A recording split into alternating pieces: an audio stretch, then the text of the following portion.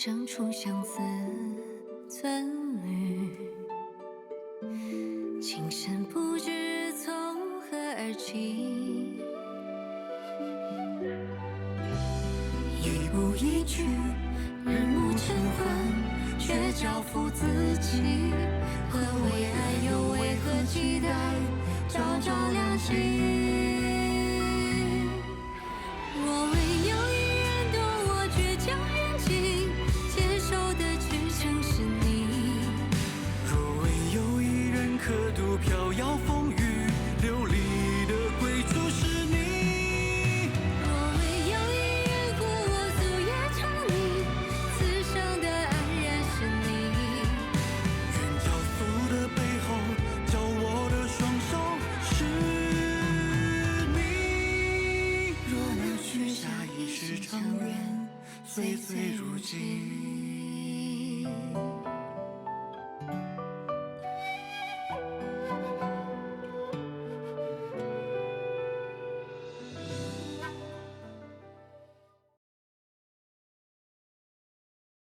他说，所有的经史子集他都烂熟于心，这回能考上解元。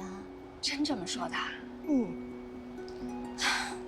也不知道他哪来的自信，但是我又不好打击他。哎，心思是好的，就是话说的太满了。哎呀，我这心里啊，总是不踏实。唉，谁不是呢？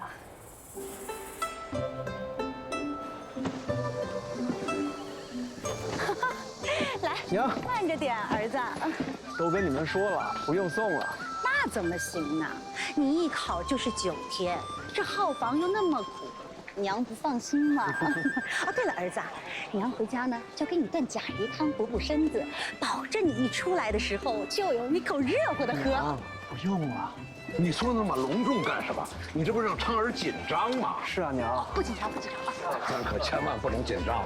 这次考不好啊，还有下次。实在考不好啊，爹就养你一辈子。往后啊，咱的家产都是你的。你说什么话呢？啊！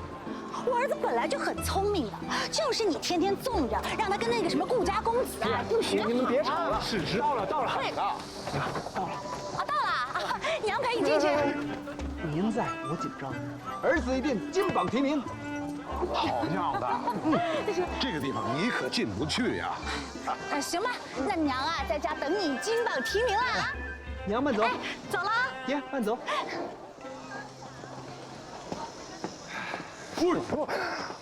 准备怎么样？就是，你怎么样，我就怎么样。我可是解元，你是？那我勉为其难的考个亚元。去你还亚！就是，来，陈雪。哎，陈雪，我怎么看你一点子都不紧张啊？我有什么好紧张的？反正你俩都考不上，我考不上，快点走。真是的。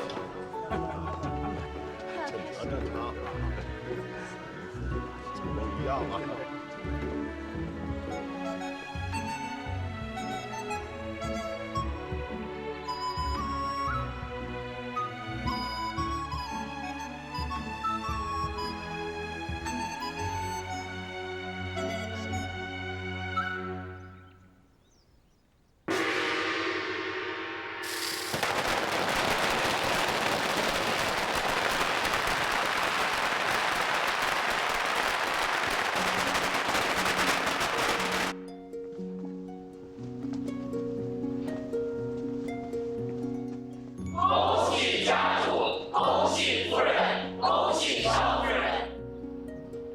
哎呀，一件大事落了定，总算是心安了。最近大家都辛苦了，今日府上放1天假，每人都去账房领2两银子的赏钱。另外，我已经吩咐了厨下，好好做上几桌，犒劳大家。谢上任。好，去吧。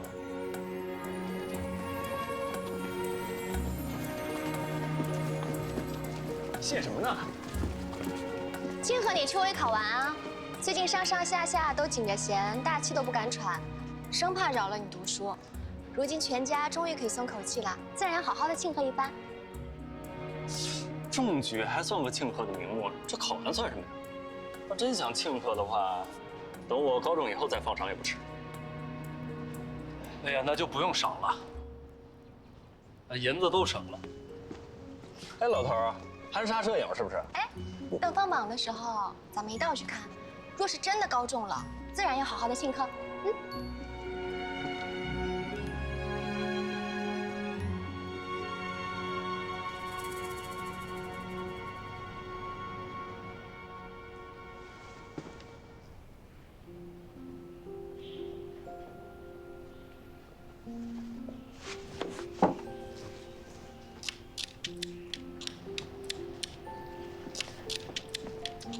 哎呀，全府都休息，你怎么还在盘账？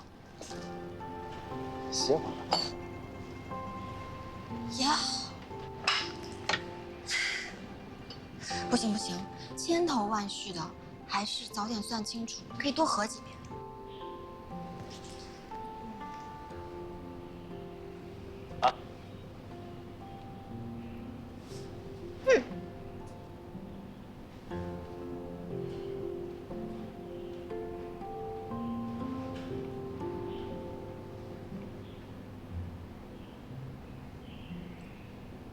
完了，完了，这完了！怎么了？我破题时用错了一个字啊！格动天剑，祥开日华宴，盛典之所应，知淳风之不暇。这个盛应该用瑞才对啊！考都考完了，成事不说，别琢磨了。你说万一我考不过叶山，这怎么办？你自然是考不过的。叶山乡试中的是解元，没有比解元更高的名次了。如果我也考中解元，就算我赢，好不好？好啊，算你赢。可我要是连榜都没上，那就再考。你原本就发力晚些，再学3年，肯定能考上。3年，再有2个月咱们就去幽州了，哪有3年？爹娘告诉你要搬去幽州的事儿了？我说我也知道。哎呀，别打岔，这去了幽州，那考学的事，那还更好。幽州到底是偏僻些，历年考试的文生原本就比扬州少。山中无狼，猴子称霸王，肯定更容易得中。我不想当猴子，那不是胜之不武吗？我。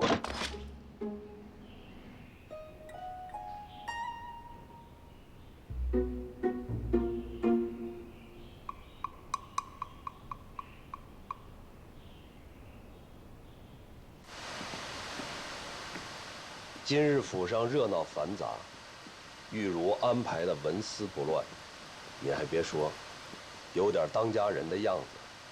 不光如此，如今咱们家产业搬迁的事情，他也挑起大梁来了。眼下呀，搬迁的案账都是玉茹在管。哦，小年纪能行？能行，论天分，论勤勉，比我当年都还强些。我看咱们顾家是离不开玉茹了。等将来咱们2个老的没了，这2个小的就是彼此的依靠。就说一些不吉利的话，你才45，怎么了？以后不想看孙子了？想，还说孙子呢。你看玉茹这肚子，怎么一直都不见动静？哎，刚嫁过来半年，你也是成亲3年以后才怀的9丝嘛。那倒是。再说咱们家马上要离开扬州，玉茹要真是有了身孕，那路上还不方便了呢。哎，反正我不管，我要活得长长的，看到9丝抱孙子。活那么长，又老又丑的，招人嫌弃。哎，招人嫌就招人嫌，反正我要看到9丝的儿子孙子，说他是糟老头子，跟他对着干，哎，我这心里啊就舒坦喽。你净胡说！我看呀，九思那满嘴胡诌的劲儿是随了你了，你还不承认？九思和玉茹啊，都是好孩子，咱们俩晚年的日子啊，就好过了。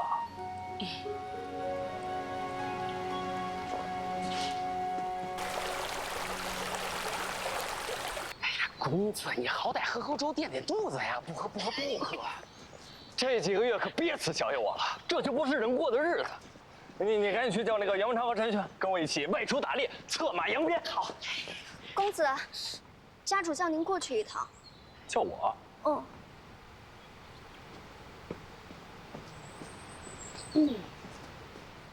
还有2个月就年关了，城外的6个庄子的岁租也该收上来了。今年是等不到了，咱们今年的年大抵要在幽州过了。儿媳妇儿算了这么多天的账，能带走的家产还不到4成。唉，咱们家这么多的田庄街铺，连带柜上压的货，都得丢在这儿。早知道啊，就不开那2个绸缎庄的分号了。你心里也清楚，如今要变卖产田，一是来不及，二是太惹人耳目了。咱们家本来就树大招风，如今更是多少双眼睛盯着呢。就眼下这点活钱，还要费好大力气，想办法慢慢的倒腾出去呢。我知道，我就是觉得可惜了。轻重缓急都分不清啦。既然决定要走，就别长吁短叹的，这样让管账的玉茹难做。我是替你可惜。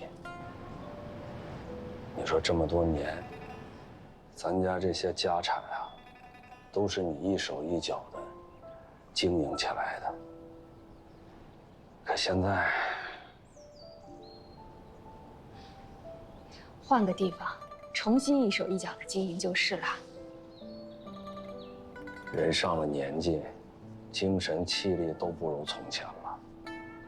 重新来过，谈何容易？咱们不是还有玉茹吗？这孩子有我当年的心情儿。是，玉茹这孩子呀，真不错啊。你说到了咱们家，就遇到这种变故，福没享几天，罪倒跟着一起遭了，也难为他了。有这样的好儿媳妇儿，是咱们上辈子修来的。唉，只可惜啊，往后的日子跟从前是没法比了。这朝中没有了靠山，白底商人难做呀。玉茹和九思往后的日子，可比咱们当年难多了。这九思呢，又老像个长不大的孩子似的。哎呀，都怪咱们这些年太娇惯他了。所以说呀，咱们家这次的事儿，必须一五一十的告诉他。我已经让晴水去找他了，让他过来。前些天不告诉他，那是因为他考试。爹娘，什么事啊？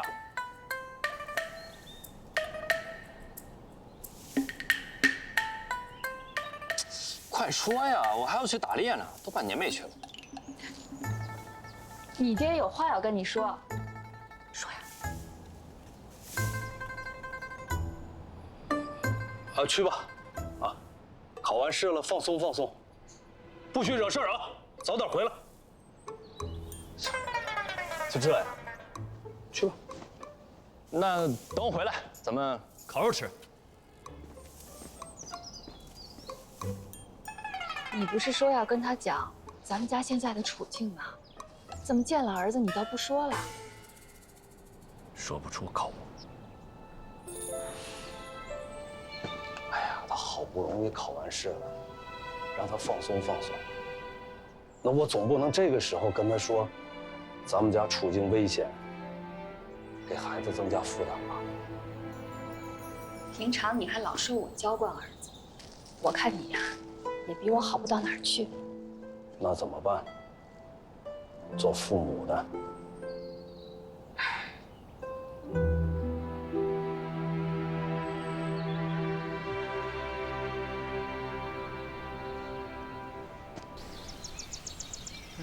九思呢？怎么还不来啊？这不是来了？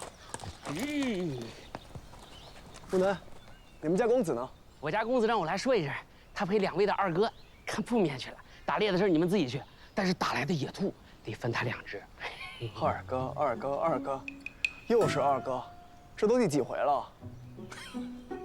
现在他眼里啊，就只有二哥。哎，走吧。2只哦。啊，这。少夫人，这一季的货咱们要进这么多吗？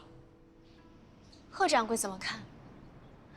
眼下行情不稳，各家商行唯恐压货，大家都收着手的采买。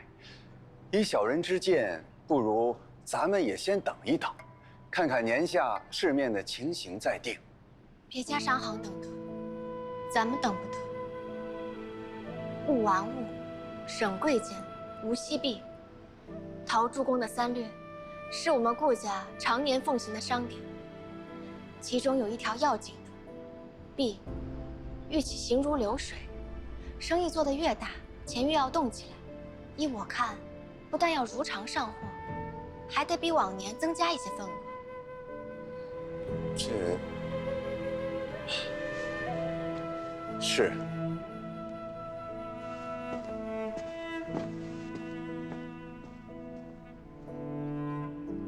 咱们都要走了，也搬不走这么多东西了。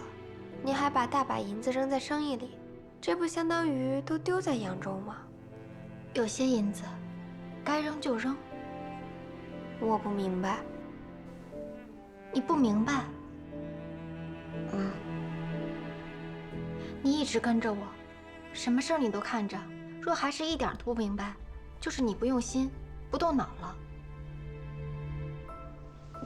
我只是个丫头，照顾好主子的衣食起居就是我的本分。这生意上的事儿，我也不太懂啊。映红，你就真打算一辈子当一个丫头？你我自幼一起长大，你是我最信任的心腹。生意上的事儿你不好好学，将来怎么当我的左膀右臂？你就真的想一辈子当一个丫头？将来再配一个小厮嫁了，你就不想当掌柜，有自己的产业，当自己的主子？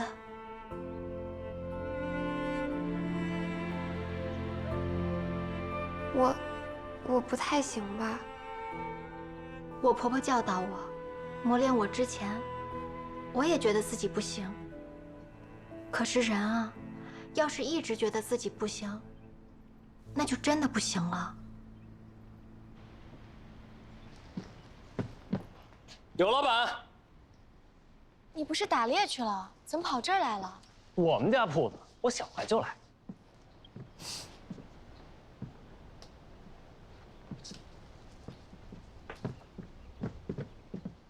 野马摘了龙头，你不去散心解闷儿，跑我这儿来添乱？我预备考试的时候，你可没少给我走。风水轮流转，也该我监督监督你了。把咱们家生意打理得怎么样？偷懒没有啊？到底有什么事儿？快说。我呢，是来拜师学艺的。刘老板还缺不缺打杂跑堂的？啊，咱这腿。不缺。啊，端茶递水的。不缺。那扫地洒水的总缺了吧？不缺。你又有什么幺蛾子啊？什么叫幺蛾子呀？我是真的想帮你。虽说这生意上的事我懂得确实不多，但我愿意学呀。我现在不学点什么，我都难受。从今天开始，我就老老实实在你身边，任凭你差遣。你就发个善心交代我吧，好吗？求求了，求求求求。嗯。你说吧。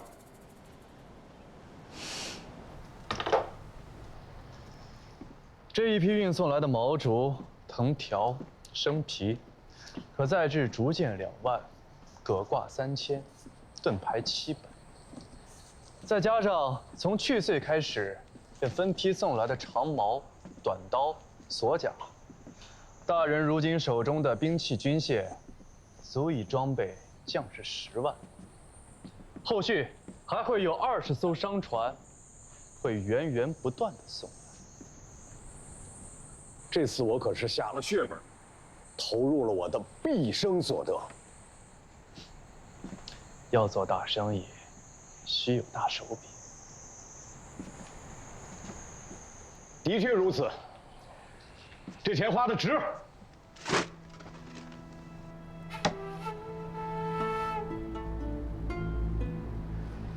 骆公子，之前说能供我南阳铁林木料，制造坚不可摧的战车，这转眼年尾了，我的木料呢？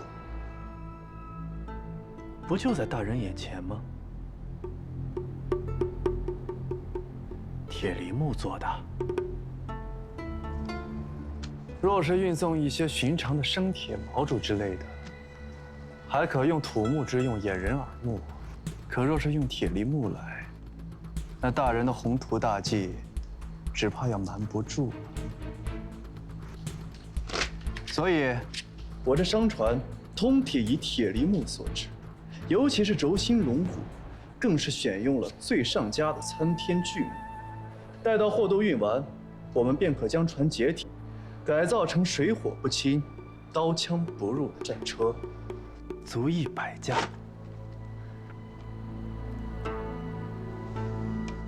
这些商船在码头来来往往，众目睽睽，无数次的通过朝廷的重重查验，却无人知晓。老夫佩服。得骆公子相助，明年开春以前，老夫投下的血本，定会10倍、100倍的赢回。我看未必。他顾家又岂会坐以待毙？早已在腾挪家产，逃出扬州了。不可能，顾家一直在扩张生意，重金压货，哪里有逃离的迹象？大人，你我行事既知瞒天过海，暗度陈仓，他顾家又岂会不知？骆公子的意思是？顾家的商队近期全都是去往幽州的，这不足为奇啊。顾家拿到了幽州军需驿站，又和周高朗之子交好，幽州的采买都要经过顾家，这是每个人都知道的事情。东都的密函，大人打开看看吧。这是户部的文牍资料。幽州偏僻贫瘠，历年来全州上下的钱财总量也不过区700万两，而从年中至今，顾家的商队已将超过900万两的货物运往幽州。他幽州全州的百姓就算是不吃不喝，也吃不下这么多的货。顾家果然在腾挪家产，所以必须搞清楚怎么转移的。堵住这个漏洞，让他们插翅难飞，否则起事时，我们便白忙一场了。骆公子，这个密函上的内容都是东都户部的绝密档案。你在东都究竟是什么背景？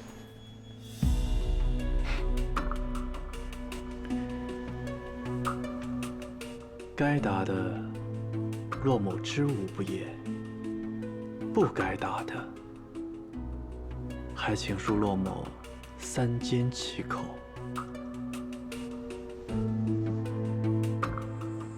也罢，老夫志在雄霸扬州，对东都毫无兴趣。眼下最紧要的是顾家。1个月，让顾家再活1个月。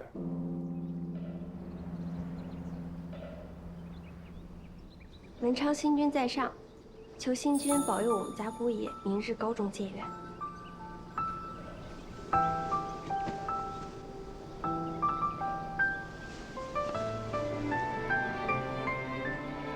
别了别了，这也太为难星君了些。我们家姑爷中个金魁就行。算了吧，那个能上榜就谢天谢地了。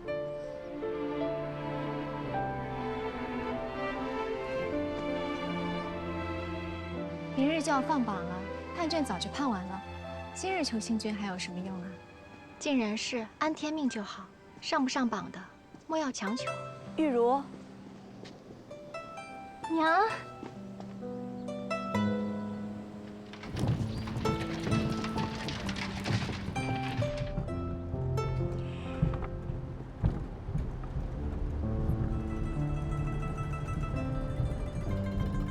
自从上次姑爷放下话来，娘在家里日子好过多了。月姨娘还找你麻烦吗？再也不了。她现在对我规规矩矩的，前些日子还哭着跟我道歉，说她之前不知道分寸，要痛改前非，让我一定要原谅她。看着像是转性了。月姨娘这个人，惯会见风使舵、虚情假意的，不可全信。那爹呢？你爹对我，现在也是敬重有加，一点都不敢怠慢。娘，你在家里要是有什么不痛快，立刻让云云来告诉我。如今没有什么不痛快了。10几年在柳家，从来都没有这么扬眉吐气过。这是托了女儿的福。对了，光顾着说话，你这是要带我去哪儿啊？娘，算起来快有10年，你没有回过金陵西家大堂的老宅了吧？我们要回金陵。那个老宅子，当年被火烧得破破烂烂的，这么多年又没有人去住过，也不知道成什么样子了。怎么突然想回那儿看看了？毕竟是母亲的娘家，我小时候也住过。我还记得，外祖父最是疼我。以后山条路远，想再回金陵，怕就难了。什么叫山条路远？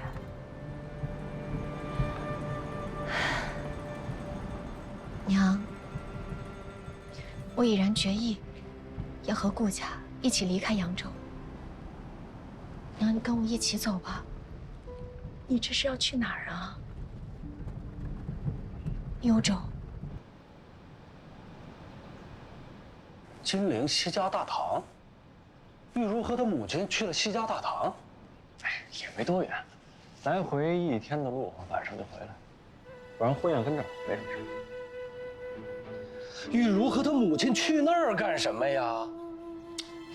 他外祖父的老宅在哪儿？说要去瞧瞧，顺便道别。哎，我差点忘了，玉茹的老家也是住那儿。也是。还有谁在那儿？咱们家还有金陵的亲戚。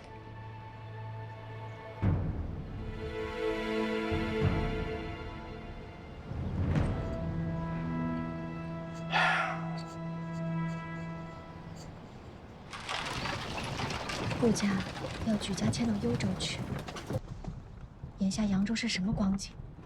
节度使的护狼之心，路人皆知，怕是待不长了。可是，真的要到了举家搬迁的地步了吗？其实，也不单单是顾家，在扬州，但凡有一些家底和产业的，不做思量，怕就晚了。娘，你别怕，到了幽州，日子我们照样过。我公婆的多半财产已经搬过去了，我跟九思在幽州有朋友照应着。那你爹呢？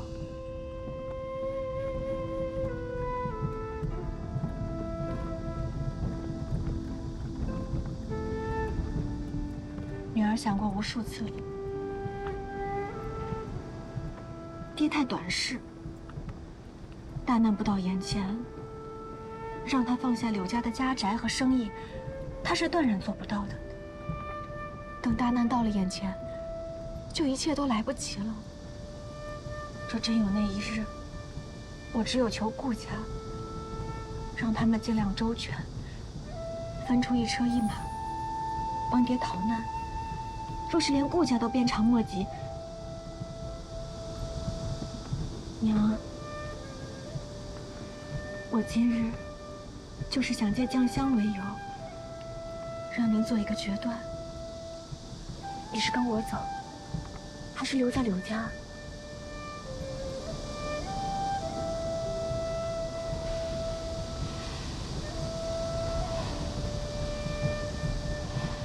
玉茹，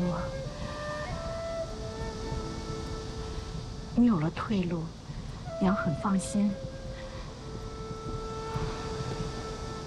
娘就不跟着你去了。为什么呀？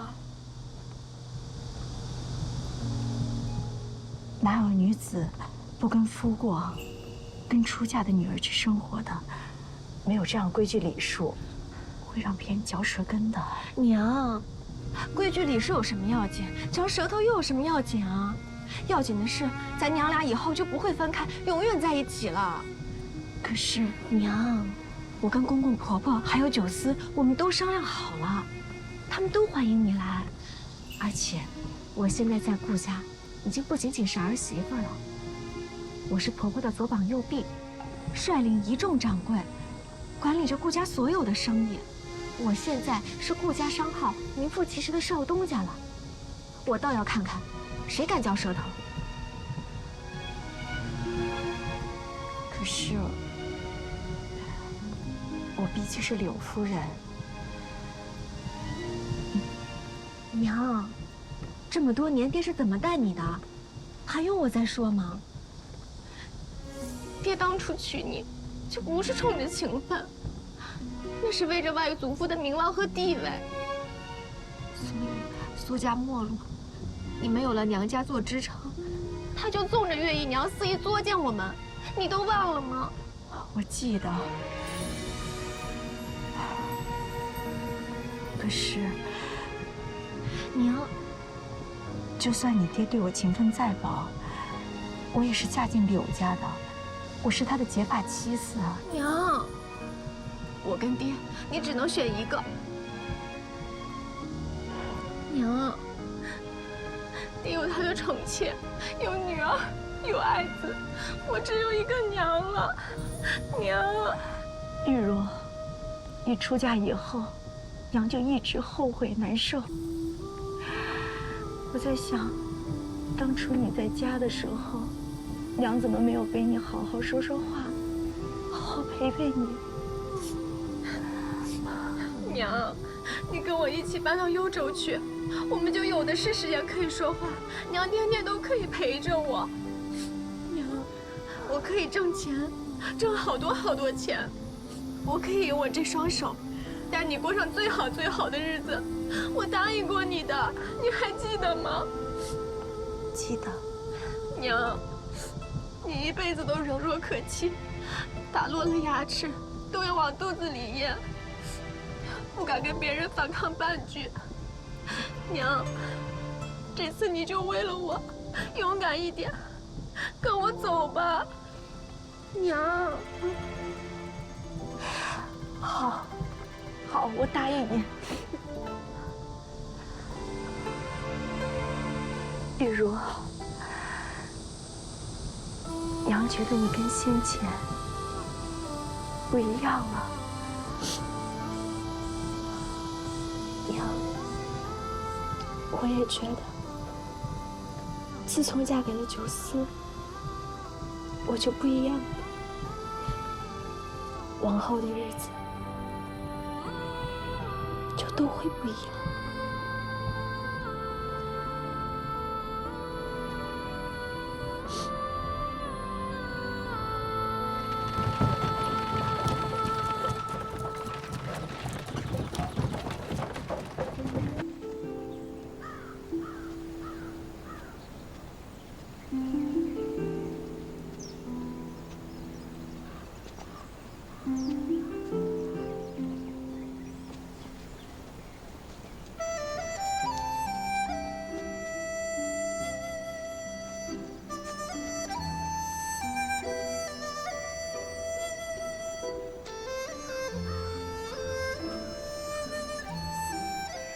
当年你外祖父为这园子可是花了不少心思，就这些亭台楼阁，也是他亲自提匾做联。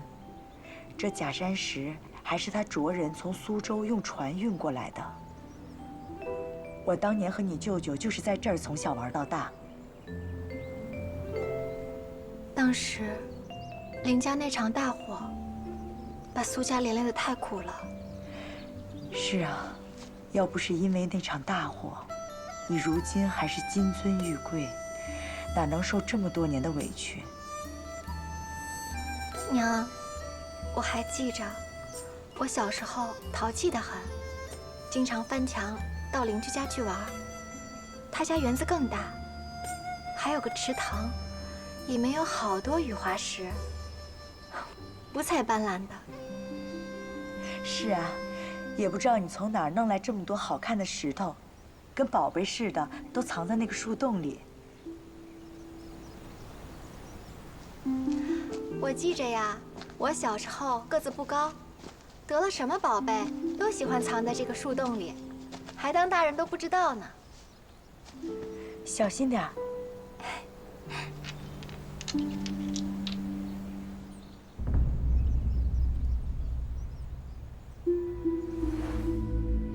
这是我从狮子国带回来的一对月长石，今年海难平仍，整个扬州仅此一对，赠予柳老板做一对明月当，不成敬。骆子生，为什么这宝石会在这里？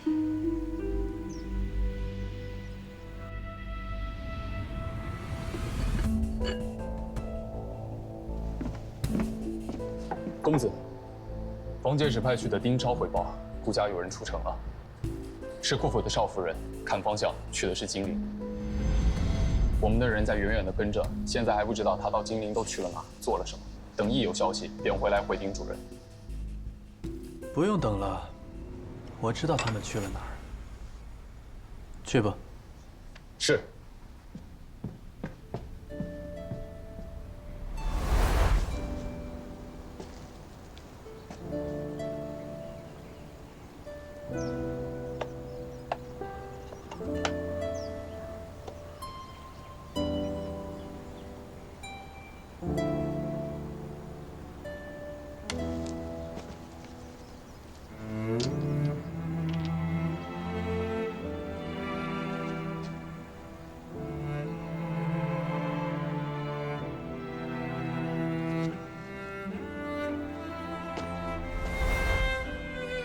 我还以为你不会再回到那里去了。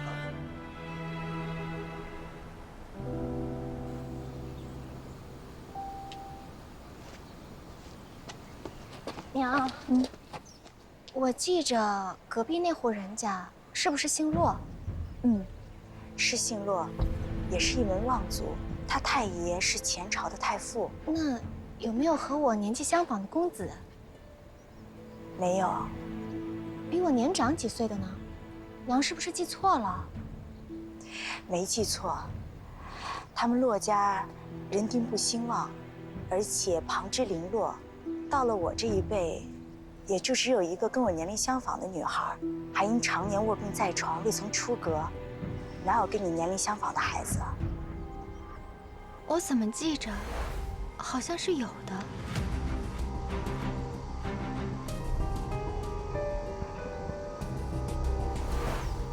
你那时候太小，一定是记错了。也是，我那个时候整天无忧无虑的，什么都不懂。真正懂事啊，还是从父亲娶了月姨娘才开始的。若骆子生与骆家没有关系，那他来这里做什么呢？又为何会把这个宝石放在这里？骆老板，顾九思老婆跑出了城，是你说不用人暗中跟着的？是我。现在人都没有回来，他该不会跑了吧？顾家今天送一个宝出城，明天送一个出城，那没几天人都跑光了。顾少夫人是和他的母亲苏婉一道走的，去的是金陵方向。什么？连顾九思的丈母娘也跑了？苏婉的娘家在金陵，他们多半是临行前回故地看看。如今的苏家早已是一片荒宅，他们没有落脚的去处，多半今夜就会来。是吗？哎，你是怎么知道这么清楚的？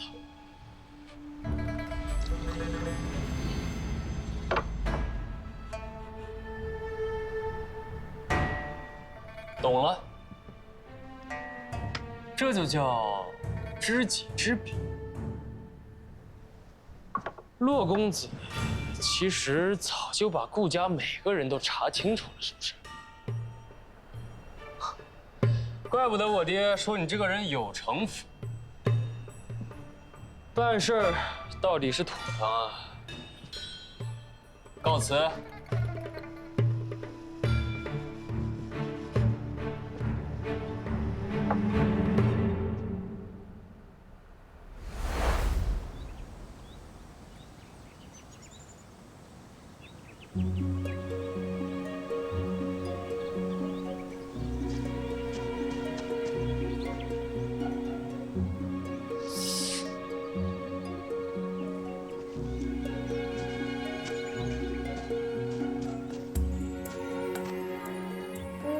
你家池塘里有这么多好看的石头，我能捡一些带回家吗？你喜欢漂亮的石头？嗯。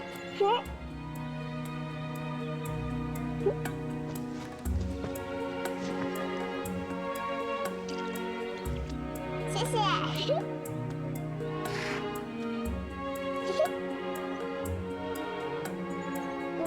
你叫什么名字？